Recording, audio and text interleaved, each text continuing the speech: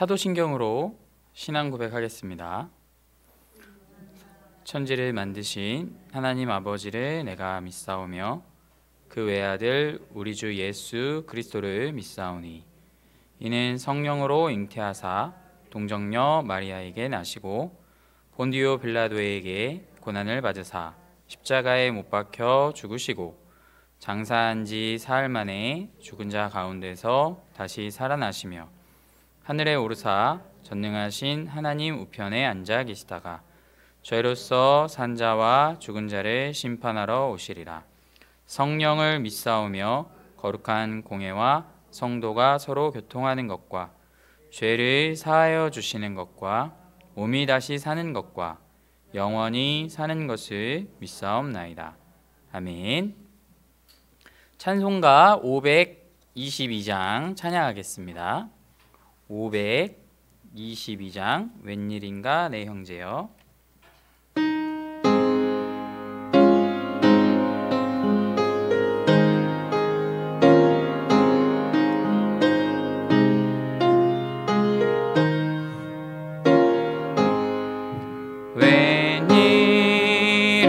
웬일인가 내 형제여 주 하나님이 다가 죄값으로 지옥 형벌 너도 받게 그나 웬일인가 내 형제여 마귀만 따르다 저마귀 지옥 갈 때에 너도 가게 그나 웬일인가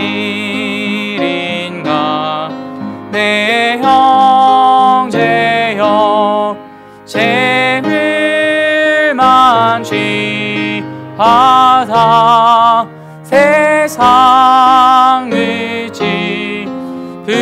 지불할 때에 너도 타게 그나 웬일인가 내 형제여 죄악에 매여서 한없이 고생하는 것 참 못 보게 그나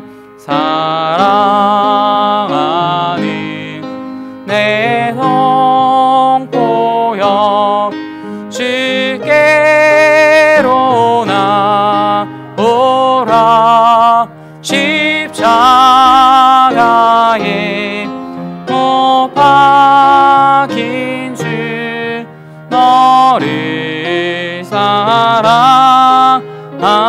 사랑하네. 아멘. 기도하겠습니다. 모든 찬양과 경배를 받으시기에 합당하신 주님, 온 세상이 어수선하고 사랑이 식어지는 이때에 하나님의 거룩한 백성으로 저희를 택하시고 전능하신 능력과 은혜 안에 품어주시고 또한 주님께서 임재하시는 이 자리에 불러주심을 감사드립니다. 눈을 들어 하늘을 보고 또 온 세상을 바라보면 창조주 우리 하나님의 위대하심을 깨닫습니다. 오늘 드리는 이 예배를 통해서 오직 주님께서만 영광을 받으시고 믿음의 가족 모두는 주시는 그 말씀을 마음속에 깊이 새겨 주님께서 약속하신 영원한 나라를 기다리고 또 그 삶을 준비할 수 있도록 은혜를 내려 주옵소서. 세상의 마지막이 가까이 왔음을 알리는 소식들이 많습니다. 주님 다시 오실 날을 성실하게 준비할 수 있도록 성령 하나님께서 지혜와 믿음을 허락해 주옵소서. 질병으로 혹은 삶의 여러 가지 문제와 어려움으로 고통받는 교우들이 있습니다. 주님의 사랑으로 위로하여 주옵소서. 고난으로 낭망하여 쓰러지지 않고 기도로 이겨내어 정금과 같이 순결한 믿음으로 성장할 수 있도록 우리 주님께서 붙잡으시고 은혜를 내려 주옵소서. 당장은 이해할 수 없는 힘든 일이 닥칠 때라도 주님의 선하신 계획이 있음을 믿으며 담대하게 하여 주옵소서. 주님만을 사랑하며 또한 더욱 사랑하기를 소망합니다. 예수님의 이름으로 기도드리옵나이다. 아멘.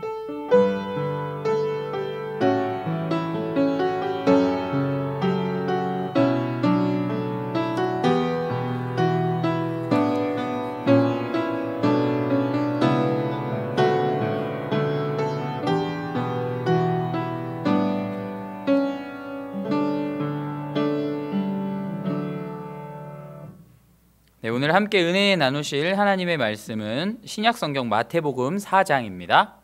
마태복음 4장 8절에서 11절까지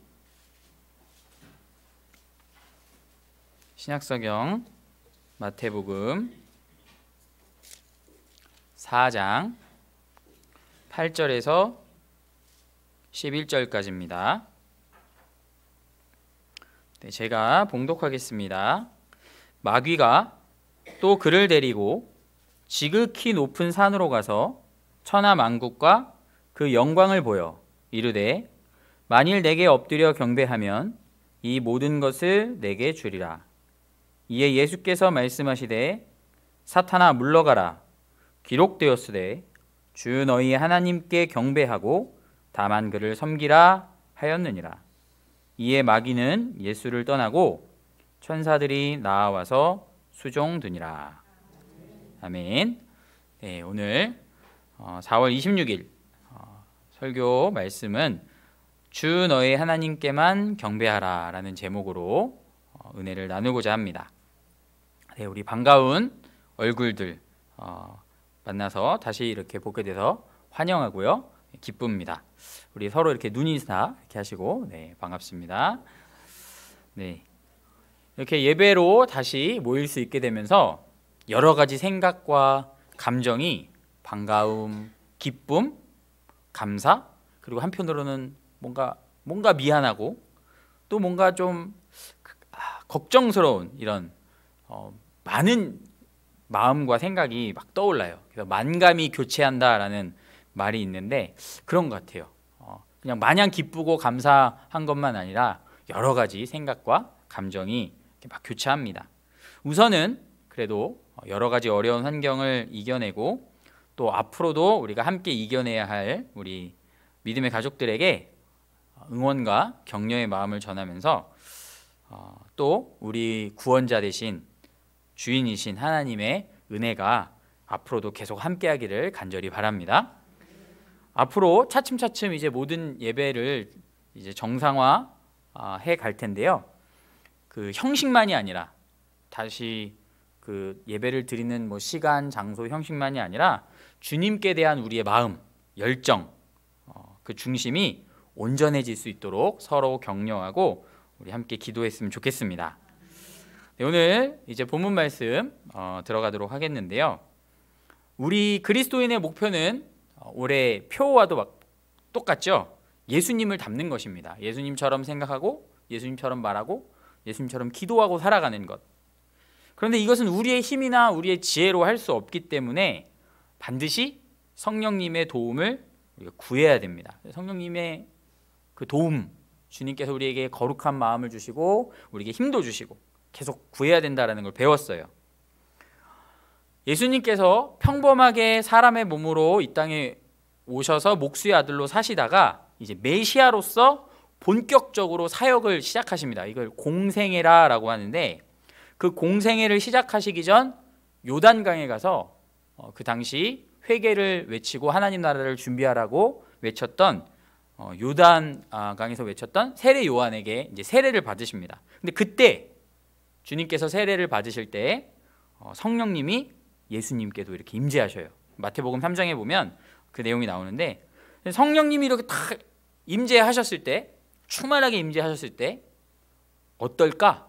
마치 영화 속에 주인공이 슈퍼 파워가 생기는, 평범하던 사람이 갑자기 어느 계기를 통해서 이렇게 힘이 생겨서 슈퍼 파워가 생겨서 막 힘이 세지듯이 마음속에 모든 고통과 절망이 사라지고 막 유혹거리가 사라지고 어려웠던 문제가 다 해결되는 걸까? 성령님이 오셨으니까, 성령님이 내 마음에 찾아오셨으니까. 우리가 그런 생각을 할 수 있겠죠. 성령님이 충만하게 임하시면 막 죄의 유혹도 더 이상 없고 고난도 뭐 대수롭지 않고 막 내가 무슨 일이든 잘 극복해낼 수 있지 않을까라는 생각을 할 수 있어요. 그런데 성경을 보면 성령께서 오셨을 때 어떠한 일이 일어나는가? 성경을 보면 굉장히 예상 밖의 그 상황이 벌어진다라는 것에 대해서 우리가 놀랄 수가 있어요.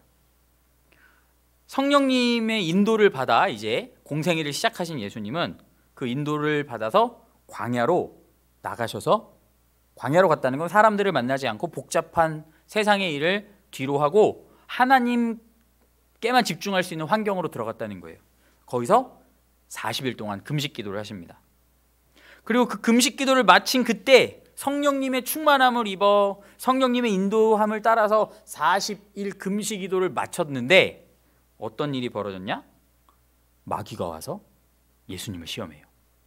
마태복음 4장 1절 말씀 보겠습니다. 그 즈음에, 언제냐? 예수님이 40일 금식 기도를 마쳤을 때, 성령님에게 이끌려서 40일 금식 기도를 마쳤을 때, 그 즈음에 예수께서 성령에 이끌려 광야에 가셔서 악마에게 시험을 받으셨다. 예수께서 밤낮 40일을 금식하시니 시장하셨다. 그런데 시험하는 자가 와서 예수께 말하였다. 마귀의 시험이, 유혹이 시작되는 거예요. 야, 예배 내가 이번 주에 특별히 은혜를 받았고 말씀에 막 깨달음을 얻었고 기도도 좀 더 열심히 했고 어떤 분은 막 교회에도 열심히 참여하고 그래서 막 가슴이 뜨거워. 막 질병이 이제 낫고 뭐 경제적인 문제가 막 해결되고 막 사람들과의 관계도 다 화목해지고 모든 게 다 좋아질 것이다 라는 우리가 기대를 가지게 되는데, PPT 다음. 예수님을 처음 영접했을 때는 그런 일이 벌어져요. 왜냐하면 신앙의 첫걸음을 떼는 그 초보 신앙일 때는 하나님이 얼마나 위대하신 분인가, 하나님은 얼마나 선하신 분인가를 우리에게 알게 하시기 위해서 그런 일이 벌어집니다. 종종. 다는 아니지만. 그래서 하나님의 능력과 하나님의 선하심을 알게 돼요. 그러나 이제 설교를 계속 듣고 신앙생활을 하고 내가 기도를 해서 회개도 해보고 하나님 앞에 뭔가 은혜도 받아보고 그런 경험들이 쌓인 후에는 이야기가 달라져요. 기도 후에도 여전히 문제는 해결되지 않고 오히려 더 큰 유혹과 더 큰 시험거리가 다가올 수도 있습니다. 오늘 본문 이 4장 말씀을 보세요. 예수님께서 성령에 이끌려서 다니시는데도 마귀는 와서 시험합니다. 왜 그럴까요? 성령의 충만함을 받았는데, 기도 더 열심히 했는데, 말씀의 깨달음을 얻고 내가 결단을 했는데 왜 시험거리는 사라지지 않고 더 큰 유혹이 우리에게 닥쳐오는 것일까요? 주님이 우리를 향해 가지고 계신 계획은 그냥 지금 당장 이 땅에서 오늘, 내일, 20년, 30년 동안 그냥 누리다가 끝나버릴 그 행복을 주시는 게 주님의 목적이 아니기 때문이에요. 부활의 소망을 품고 영원한 나라를 준비하면서 하나님의 뜻대로 살아가는 건강하고 담대하고 정말 예수님 닮은 사람으로 우리를 만드시는 것이 하나님의 목적이기 때문이에요. 목적이 달라요. 내가 오늘 뭐 10년, 20년 여기서 눈에 보이는 것, 좋게 여기는 것, 그것만이 목적이라면 성령님이 충만하게 임했을 때 그런 문제가 해결되겠죠. 근데 그것이 목적이 아니라 심지어는 고난과 환난이 와도 흔들리지 않고 죄의 유혹에 넘어지지 않고 정말 순결한 믿음으로 서서 결국 하나님 나라의 그 영광의 기업을 상속받을 수 있을 정도의 수준으로 만들어가는 것이 하나님의 계획이기 때문에 성령님께서 충만하게 임하셨을 때 오히려 그 충만하게 임하신 능력을 힘입어 내가 그것을 극복할 수 있는 훈련의 기회를 주님은 만드신다는 거예요. 그러므로 신앙생활을 뭔가 열심히 하면 문제가 술술 풀릴 것이다 라고만 기대하는 것은 너무 섣부른 생각이라는 것을 기억하세요. 내가 이제 예수님을 믿은 지 3년이 넘고 5년이 넘고 오래됐다. 그러면 내가 뭐 열심히 하면 뭐 우리 자녀들도 잘 되고 내 삶의 모든 것이 다 해결될 것이다 라는 그 기대는 너무 섣부른 생각이구나. 오늘 예배 드리고 은혜를 받았습니다. 말씀에 막 깨달음을 얻었습니다. 그러니까 이제 알아서 모든 게 잘 될 거야 라고 하면서 예배 끝나고 집에 가는 길에 다 풀어져 버리는 이런 방심에 빠지지 않도록 우리가 주의해야 돼요. 오히려 받은 은혜가 크면요, 주님께서 그 받은 능력을 가지고 은혜를 가지고 맞서서 싸우고 이겨야 할 고난과 유혹을 이제 다음에 예비하고 계심을 알아야 돼요. 이겨낼 준비를 해야 되는 거예요. 근데 예배 잘 드렸어요. 은혜만 받았어요. 뭐 수련회를 가고 뭐 부흥회를 하고 뭐 작전 기도를 하고 나서 다 끝났어요. 잘 끝냈다. 이제 다 문제없이 해결되겠지. 큰일 나는 거예요. 아니 그렇잖아요. 뭔가 준비를 했으면 훈련을 했으면 이제 실전이 다가오잖아요. 실전을 다가와서 이기라고 훈련을 해놓고 막상 훈련은 열심히 해놓고 실전이 다가올 때는 훈련한 거 다 까먹고 그냥 막 엉망진창을 하면 이게 얼마나 어리석은 모습이겠어요. 그러면 안 되겠죠? 이겨낼 준비를 항상 해야 되는 거예요. 실전에서 준비만 해놓고 실전에서 엉터리가 돼버리면 안 되는 거죠. 자, 그러면 어떤 공격과 어떤 시험이 오는가? 금식을 마치신 예수님께 사탄은 3가지의 시험을 합니다. 오늘은 그중 마지막을 살펴볼 거예요. 자, 3가지의 시험이에요. 첫 번째 걸 해봤어요. 안 통해. 두 번째 걸 해봤어요. 안 통해. 세 번째 거는 가장 강력한 걸 내놓겠죠. 그러지 않겠어요? 이거 첫 번째 거, 세 번째 거. 예수님께서 첫 번째 거, 두 번째 거 다 말씀으로 물리치시니까 마지막으로 딱 내놓은 것이 무엇이냐? 성경에 오늘 말씀 보니까 지극히 높은 산으로 예수님을 이끌고 가서 천하만국의 영광을 쫙 보여줬다고 했어요. 그러니까 자기가 부릴 수 있는 재주란 재주는 지금 다 부린 거예요. 그래서 세상의 부와 명예, 좋은 것들을 예수님 앞에 현실감 있게 쫙 펼쳐 보여주면서 이거 주겠다는 거예요. 이거 주겠다.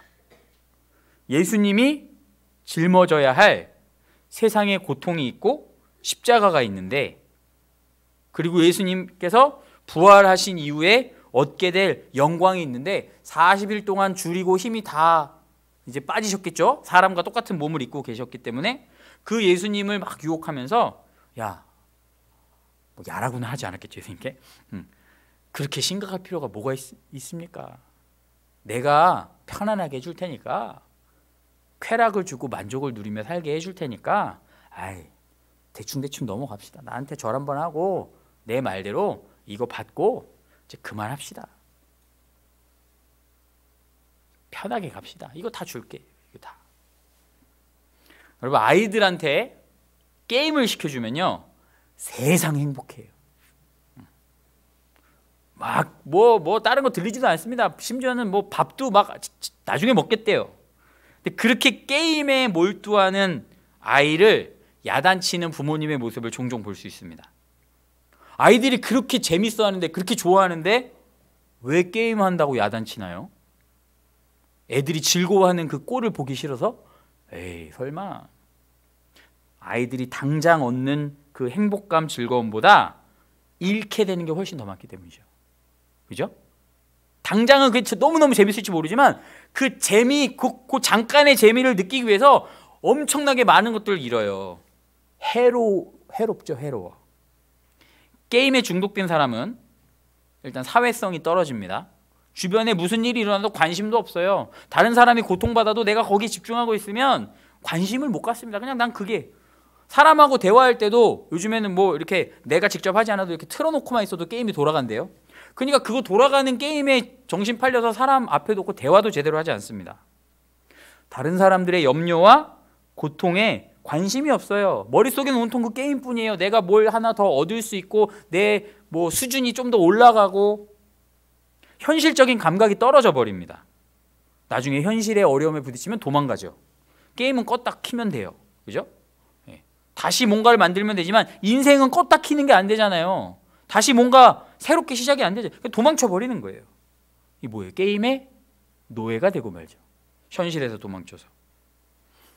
우리가 지금 눈으로 보는 당장 만질 수 있는 풍요한 삶, 편안한 삶, 맛있는 음식, 신나는 음악, 여러 가지 문화생활 같은 그런 것들이 크게 보면 게임과 비슷한 거예요. 거기에 빠져 있으면 우리의 모든 감각을 사로잡아서 그 반대편에 있는 죄악과 고통과 질병과 가난과 그리고 마지막 날 우리가 대면해야 될 심판을 잊어버리게 만들어요. 그냥 그 즐기느라고 세월 다 즐기고 그걸 즐기기 위해서 뭔가를 노력하고 하는데 시간 다 뺏기고 생각 다 뺏기고 마지막 날 내게 생명을 주신 하나님 앞에 서야 된다는 거 까맣게 잊어버리게 만들어요. 생각해 보세요. 게임과 현실, 영원한 삶과 당장 우리 눈앞에 있는 여러 가지 즐거움들 똑같은 거예요.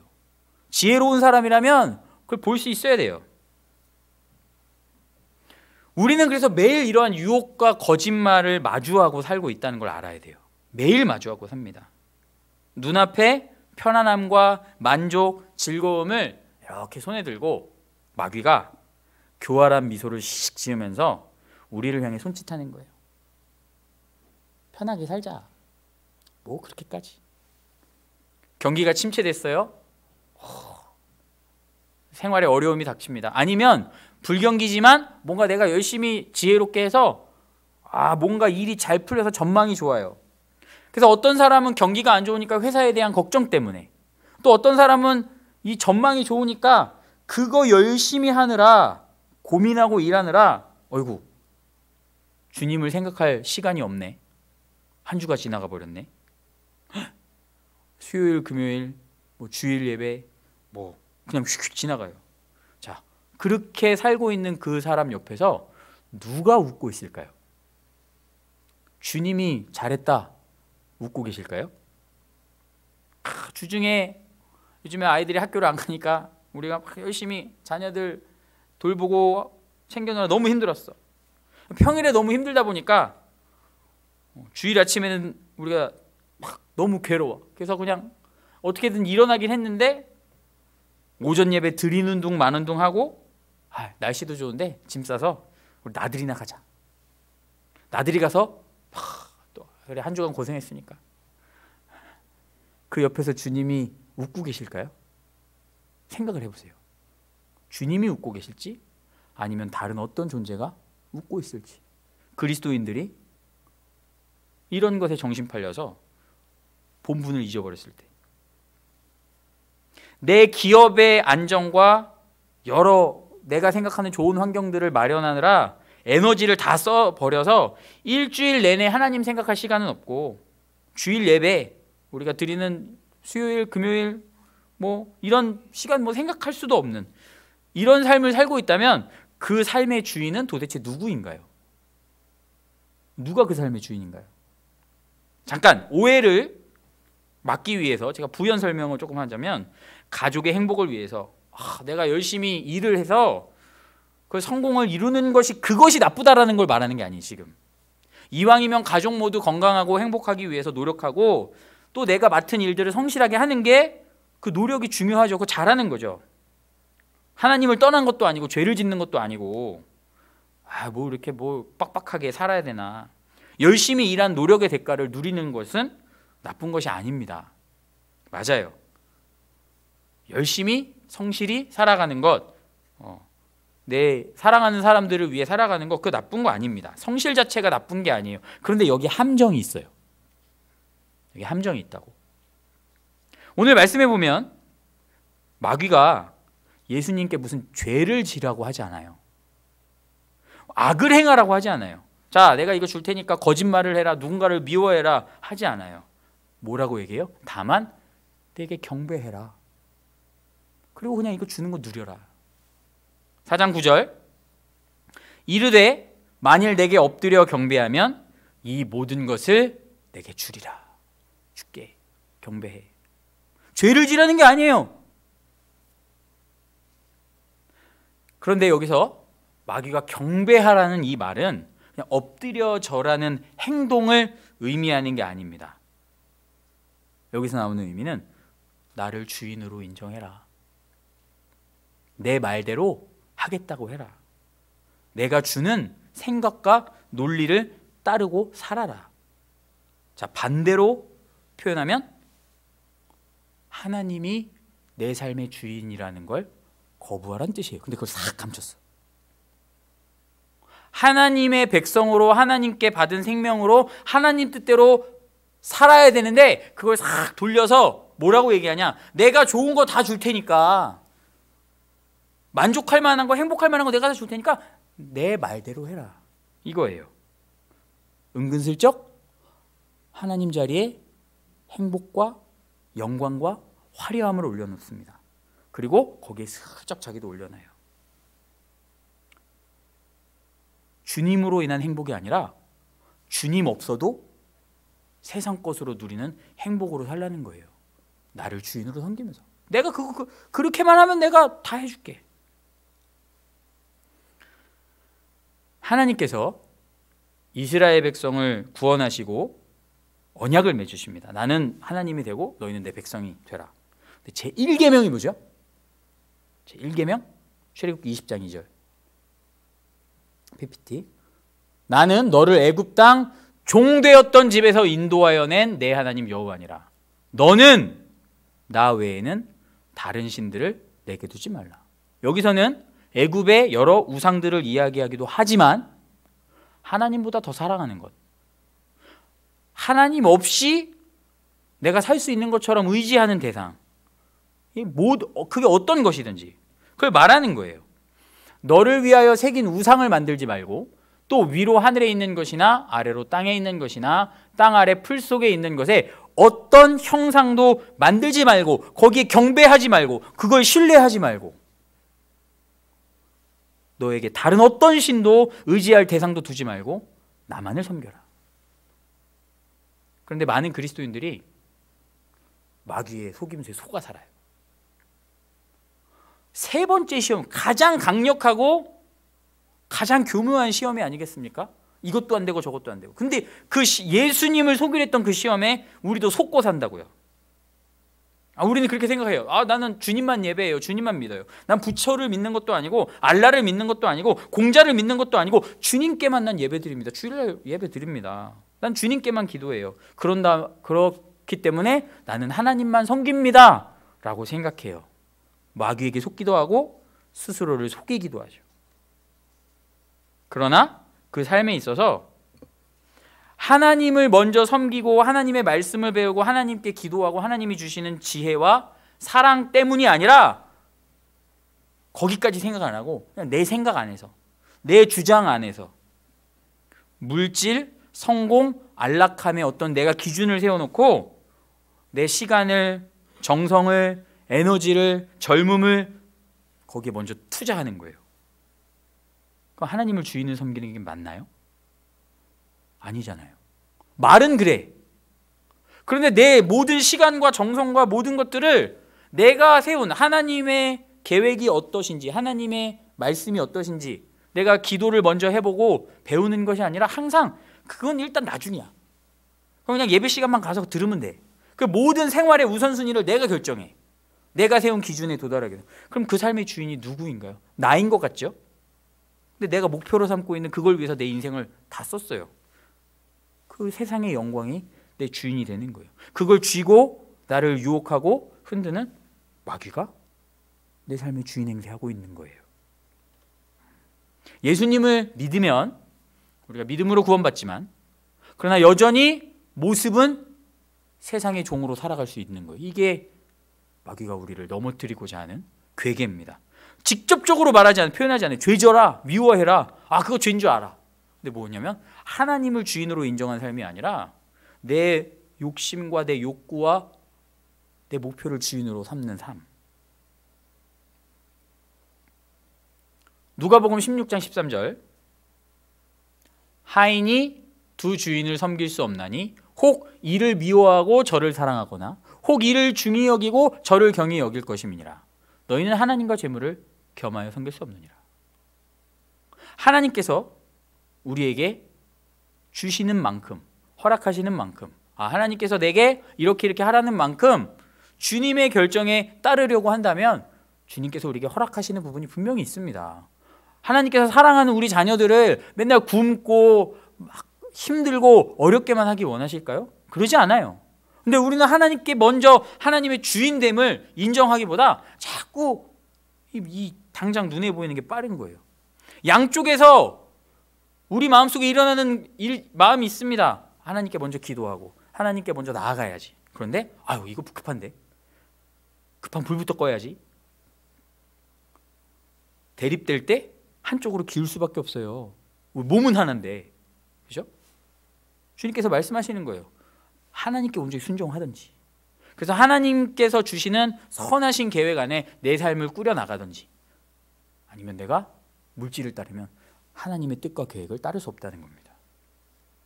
그래서 이렇게 유혹하는, 나를 경배하고 편하게 살고 세상의 영광 취해 살아라 라는 이렇게 유혹하는 마귀의 계획을 간파하시고 예수님께서 하나님의 말씀으로 즉시 물리치십니다.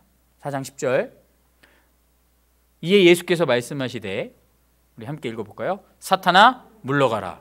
기록되었으되 주 너희 하나님께 경배하고 다만 그를 섬기라 하였느니라. 하나님을 경배하고 하나님을 섬기고 하나님께서 주시는 지혜 안에서, 범위 안에서 성실하게 살고 지혜롭게 살고 최선을 다하고 노력하고 사랑하는 것, 선하고 아름다운 일입니다. 그런데 어느 순간 내가 하나님에 대한 생각을 먼저 하지 않고, 그래서 오늘 예수님께서 세 가지 시험을 보면 예수님의 대답에 항상 나와 있는 것이 뭐냐면 하나님. 뭐예요? 우리가 마귀는 하나님을 자꾸 제외하고 심지어는 하나님의 말씀을 왜곡해서 우리를 속입니다. 그래서 하나님 없이 나 혼자 어떻게 내 욕망을 채우고. 그런데 예수님이 대답하시는 그 모든 대답 속에는 하나님과의 관계가 계속 중심이에요. 하나님께서 원하시는 게 무엇인가? 하나님의 말씀이 무엇인가? 하나님을 섬기는 건 무엇인가? 단 한순간이라도 우리는 하나님과의 관계를 떠나서 생각해서는 안 되는 거예요. 하나님만 주인으로 모신다는 것은, 하나님만을 경배하라는 것은 주님께서 나를 멸망해서 건지셨음을 믿는 것이고요. 그래서 내 인생 전부를 하나님께서 그냥 맡기는 거예요. 하나님께서 맡기는 거. 하나님께서 주시면 받고 요구하시면 다시 돌려드릴 수 있어야 돼요. 언제든지. 그런데 하나님 없이 내가 뭔가를 이렇게 하잖아요. 그럼 이게 내 거야. 처음부터 하나님께 기도하고 하나님께서 주시는 기적들을 체험하고 은혜를 체험하면 항상 그 마음이 있어요. 이건 하나님이 주신 거예요. 하나님이 주신 겁니다. 그런데 하나님 생각 안 하고 막 자기가 노력하잖아요. 그러면 내 거야, 이거 내 거. 하나님이 요구하면 하나님 내 거 뺏어간다는 생각이 들어요. 하나님부터 멀어졌어요. 하나님이 내 삶의 주인이 아니셔요. 이삭을 바친 아브라함, 하나님께서 왜 100세가 되도록 그 자녀를 안 주셨나요? 이해하고 믿으라는 거예요. 하나님이 주셨다. 그걸 인정하니까 하나님이 요구하실 때 드릴 수 있었어요. 하나님이 주셨기 때문에 하나님 다시 주실 수도 있다는 믿음을 가지고 드릴 수 있었어요. 다니엘, 바울 하나같이 자신들이 가진 모든 거 포기하고 하나님께 다 드릴 수 있었어요. 왜? 하나님이 주신 걸 깨달았기 때문에, 하나님을 주인으로 인정했기 때문에. 그래서 우리가 물어봐야 돼요. 나는 정말 하나님 한 분만을 나의 삶의 주인으로 한 분만을 인정하고 살아가는가? 아직까지 잘 안 되고 믿음이 연약하다면 최소한 그렇게 되기를 소망하고 기도하는가? 그렇잖아요. 여러분, 완벽할 수 없어요. 다 흔들립니다. 저도 마찬가지고 설교하는 저도 흔들립니다. 중요한 것은 그럼에도 불구하고 나는 그것을 소망하고 주님 앞에 기도하며 그 방향을 그쪽으로 정하고 나아가느냐, 아니면 이건 안 돼 라고 하면서 여전히 내 삶의 주인을 하나님으로 인정하려는 그 노력을 하지 않고 있느냐. 이건 다른 얘기예요. 다른 얘기입니다. 말씀의 결론입니다. 어려운 시기를 우리가 서로 기도하면서 격려하면서 사랑으로 지금 함께 이겨내고 있습니다. 무엇보다 이 하나님의 은혜인 줄로 믿습니다. 하나님의 은혜예요. 은혜입니다. 그런데 방심해서는 안 됩니다. 왜요? 고난을 조금씩 극복했다고 내가 이 고난 속에서도 믿음을 잃지 않았습니다. 내가 오히려 더 이제 잘하려고 성령님께 기도도 시작했습니다라고 작정했다면 반드시 그 작정과 결단과 신앙의 성숙을 다지는, 더 단단하게 하는 연단이 찾아올 거예요. 유혹이 올 수 있어요. 물질과 안락함으로 우리의 마음을 혹하는 유혹이 올 수도 있어요. 아니면 2차, 3차 코로나가 올 수도 있겠죠. 지금보다 더 심각하게 폭풍우 같은 고난으로 다시 시작될 수도 있습니다. 방심해서는 안 되고요. 섣불리 큰 기대 가지고 모든 게 잘 될 거야, 두려워하라는 얘기가 아니라 대비하라는 겁니다. 우리가 약할지라도 주님을 의지할 때 우리는 승리하게 되는 줄로 믿습니다. 전능하신 하나님께서 함께 하시기 때문이에요. 어떤 사람에게? 하나님을 나의 주인으로 인정하는 사람에게 하나님 함께 하십니다. 그러므로 주님께서 다시 오셔서 우리를 위로하시고 다시는 고통도 유혹도 없는 그 영원한 주님 나라에서 주님과 함께 교제하며 살도록 이끄시기까지 우리는 속지 않고 좌절하지 않고 끊임없이 믿음으로 싸워야 될 줄로 믿습니다. 그래서 우리 옆 사람과 다시 한번 눈을 마주치면서 우리 주님께 집중합시다. 이렇게 한번 탁 결의를 다지세요. 주님께 집중합시다. 오늘 마지막 11절 말씀만 보고 말씀을 정리할 건데요. 11절 말씀 보니까 주님께서 그렇게 말씀으로 그 유혹에 넘어가지 아니하시고 말씀으로 선포하시고 하나님만을 주인으로 주권자로 인정했을 때 11절 이에 마귀는 예수를 떠나고 천사들이 나와서 수종드니라. 여러분, 우리 삶에 고난만 있는 게 아니에요. 하나님 앞에 순종했을 때 그 시험, 그 극한의 시험을 이겨냈을 때 하나님께서 위로도 해주세요. 왜? 잠깐 쉬고 위로받고 힘을 얻어야 또 달릴 수 있으니까. 무조건 달리기만 하시는 게 아니에요. 근데 그 위로와 평강은 뭐 멋진 세상에 그런 게 아니라 천사들이 와서 수종을 들고 하늘의 영적인 은혜들을 체험하게 하실 때가 있다는 겁니다. 다시 한번 코로나 외에도 우리 삶에는 크고 작은 문제들이 가득합니다. 하나님의 도움이 절실히 필요할 때가 너무 많죠. 그렇다면 믿음으로 기도하시기를 간절히 우리 권면드립니다. 단 하나님만 가장 사랑하고 하나님께 집중하면서 기도하는 거예요. 두 마음을 품는 것이 아니라 신실하신 하나님의, 전능하신 하나님의 위로와 보호하심을 얻는 방법은 나도 하나님만 사랑하고 하나님만 경배할 때예요. 오늘 말씀해 보니까 주 너의 하나님이라 그랬어요. 뭐예요? 하나님께서 먼저 우리의 하나님이 되시기로 작정하시고 하나님은 그 언약을 신실하게 지키셨는데 우리가 계속 두 마음을 품고 한눈 팔잖아요.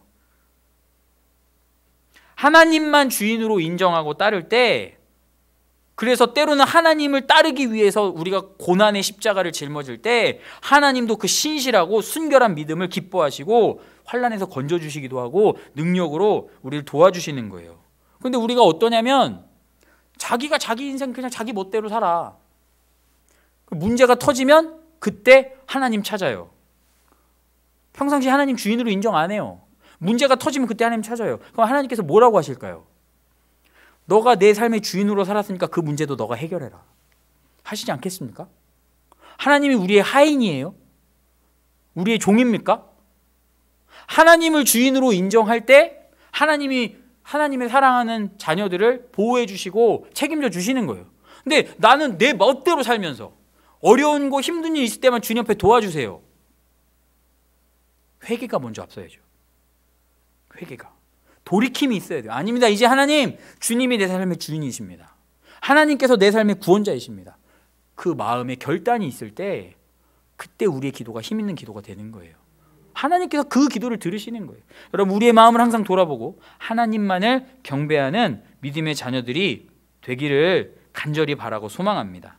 그래서 이 시간에 우리 잠시 함께 기도하겠습니다. 우리가 세상을 사랑하며 뒤돌아보던 자꾸만 세상 것을 집착했던 마음을 떨쳐내고 이제 지금까지 내가 주님보다 내 고집, 내 생각을 더 소중하게 여겼던 것, 내 욕심을, 기준을 더 앞섰던 것을 주님, 그것이 잘못됐다는 걸 깨달았습니다. 회개하고 하나님의 신실하심을 밝히보고 주님 앞에 나아가 내 삶을 맡기게 하여 주옵소서. 우리 그렇게 함께 기도하겠습니다. 하나님, 이 시간 믿음의 가족들이 또 주님 앞에 나왔습니다. 많은 어려움과 환난을 겪고 주님 앞에 나왔습니다. 주님, 주님의 보호하심을 구하며 나왔습니다. 그런데 주님의 보호하심을 구할 때, 주님의 전능하신 팔에 그 위로를 구할 때 우리가 먼저 해야 할 것이 있습니다. 그것은 회개입니다.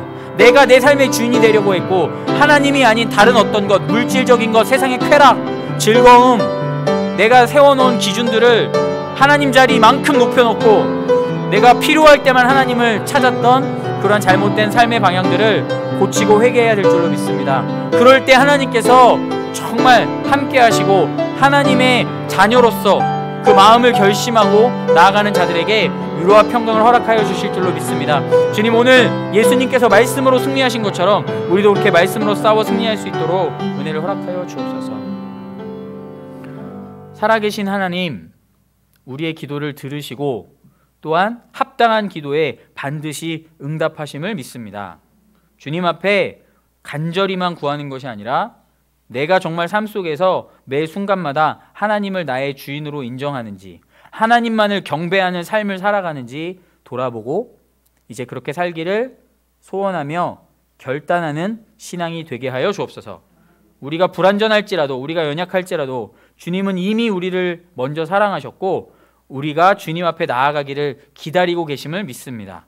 주님, 구하고 찾고 두드리는 마음으로 주님 앞에 나아가오니, 말씀을 붙들고 나아가오니 우리의 연약함을 성령 하나님 도우셔서 주님, 우리 속에 일어나는 두려움 혹은 더러운 정욕들, 거짓을 뒤로하고 순결한 믿음으로 주님 앞에 나아갈 수 있도록 은혜를 허락하여 주옵소서. 주님께서 그렇게 겸손하게 나아갈 때에 함께 하시고 주님의 권능의 팔로 붙잡아 주실 것을 믿사오며 예수님 이름으로 기도드리옵나이다. 아멘. 네, 우리 이 시간에 찬송가 521장 구원으로 인도하는 찬양하겠습니다. 521장입니다.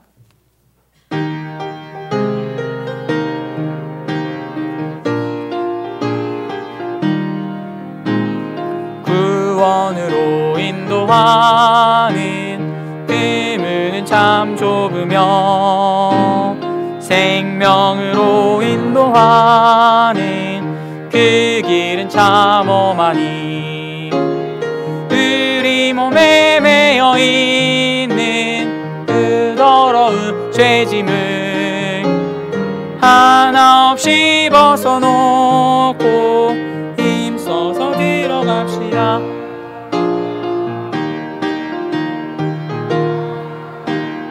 그 좁은 문 들어가 영생으로 인도하는 그 생명길 갑시다. 이 세상에 많은 사람 큰 문으로 들어가 넓은 길로 갈지라도 멸망으로 끝나니 세상 헛된 득이 영화 모두 내어버리고 주의 말씀 순종하여 그 생명길로 갑시다. 구원으로 인도하는 그 좁은 문 들어가 영생으로 인도하는 그 생명길 갑시다. 구원의 문 열렸으니 주의 공로임니모.